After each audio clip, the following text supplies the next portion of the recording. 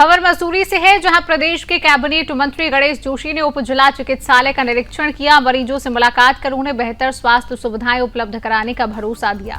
निरीक्षण के दौरान मंत्री गणेश जोशी ने अस्पताल में मौजूद मरीजों से बातचीत की और उनकी समस्याओं को भी जाना।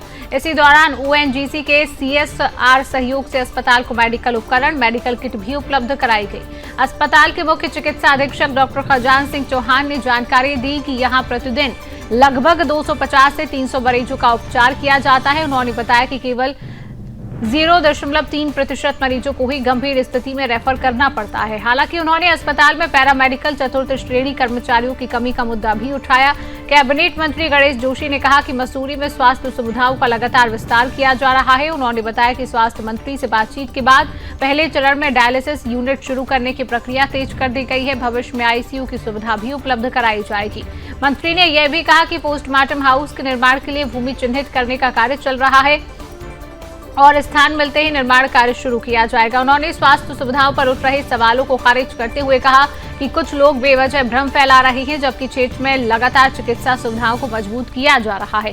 राजनीतिक सवालों पर उन्होंने कहा कि भाजपा हमेशा अगले चुनाव की तैयारी में रहती है और 2027 के विधानसभा चुनाव में पार्टी एक बार फिर सरकार बनाएगी। हालांकि टिकट वितरण का निर्णय पार्टी नेतृत्व करेगा, लेकिन वह जनता की सेवा के लिए हमेशा समर्पित रहेंगे।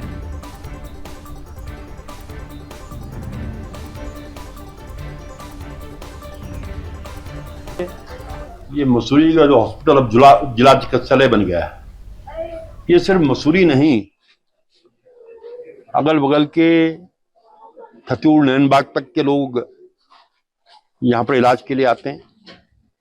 आज मैंने नेशनल में पाया, जैसे मुझे बताया गया, एवरेज 400-500 की यूपीडी यहाँ पर हो रही है। लगभग 40-45 अल्ट्रासाउंड पर डे यहाँ पर हो रहे हैं, 30-40 एक्सरे पर डे यहाँ पर हो रहे हैं। आज ओएनजीसी के माध्यम से कुछ इक्विपमेंट्स जो सर्जरी के लिए बहुत आवश्यक थे, वो हमने हॉस्पिटल को यहाँ पर दिए हैं, क्योंकि ये हॉस्पिटल, मैंने कहा, जिला चिकित्सालय बन चुका है और लोगों की विश्वास इस हॉस्पिटल पर है। और मैं यहाँ के अपने सीएमएस को, पूरे डॉक्टर स्टाफ को, नर्सिंग स्टाफ को शाबाशी देता हूँ कि आप इस सेवा का काम पूरी ईमानदारी से कर रहे हैं। कुछ चीज़ों की, कुछ स्टाफ की कमी मुझे बताई गई है।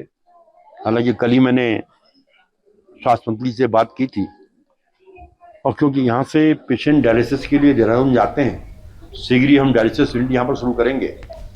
और जो आईसीयू है, उसको सुचारू रूप से चलाने के लिए जो स्टाफ की व्यवस्था है वो यहाँ पर कराई जाएगी, ताकि यहाँ के स्थानीय नागरिकों को, आने वाले टूरिस्टों को स्वास्थ्य की सुविधाएं बेहतर यहाँ